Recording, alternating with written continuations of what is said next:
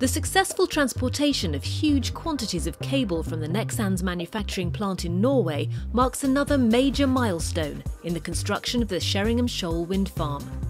Jointly owned by Statkraft and Statoil through Skirra Offshore Energy Limited, this massive project is on target to be operational by next year, when this cable will be transporting power from the 90 wind turbines back to shore. The cable length is 44 kilometers. It's two cables actually. One is 23 kilometers and the other one is 21 approximately. The total weight of both cables are 35,000 metric tons. It's going to be used for bringing the power generated by the windmills into shore on Sheringham. The vessel Team Oman was used to transport and lay the cable, starting from the shore and working towards the site of the turbines around 20 miles off Sheringham. The wind farm will generate enough energy to power nearly 250,000 homes.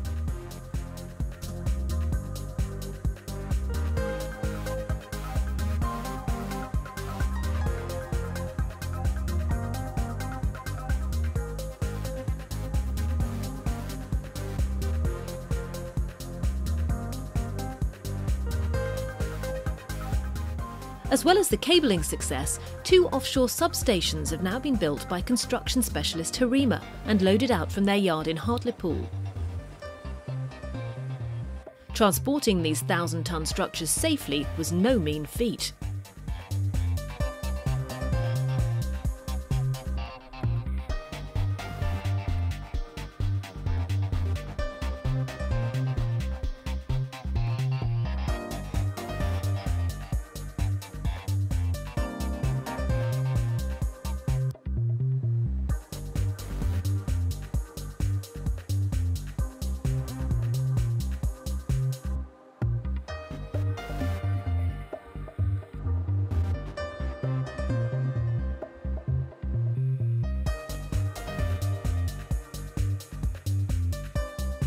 While the substations will harness power offshore, at Sal near Corsten the construction of the new multi-million-pound onshore substation is now complete, and its equipment has been installed.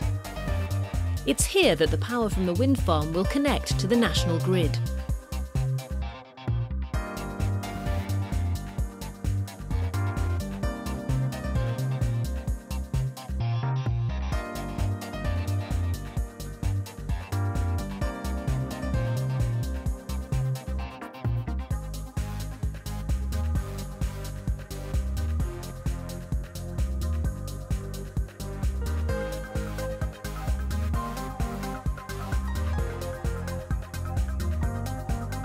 This old school building in Wells has been transformed into a temporary operational base for Skirra staff, providing office space and warehousing.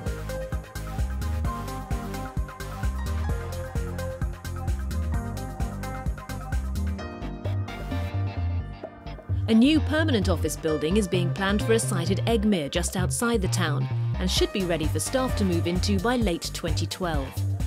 The new office we're going to build is going to be in the forefront of what we can describe as very modern and environmental friendly.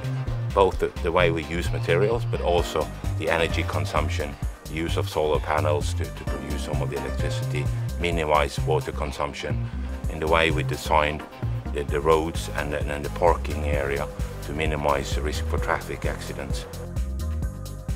Skirra has also bought the vessel Frank T and handed her over to Wells Harbour Commissioners to handle the flow of goods and people between the inner and outer harbour, minimising the risk of interfering with the activities of fishermen and other harbour users.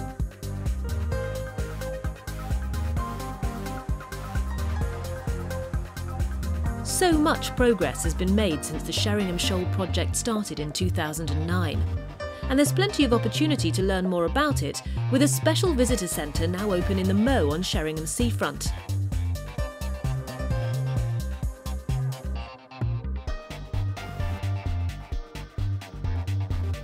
Graphics and interactive displays explain to visitors the importance of wind to the North Norfolk community throughout history, and now for its future too.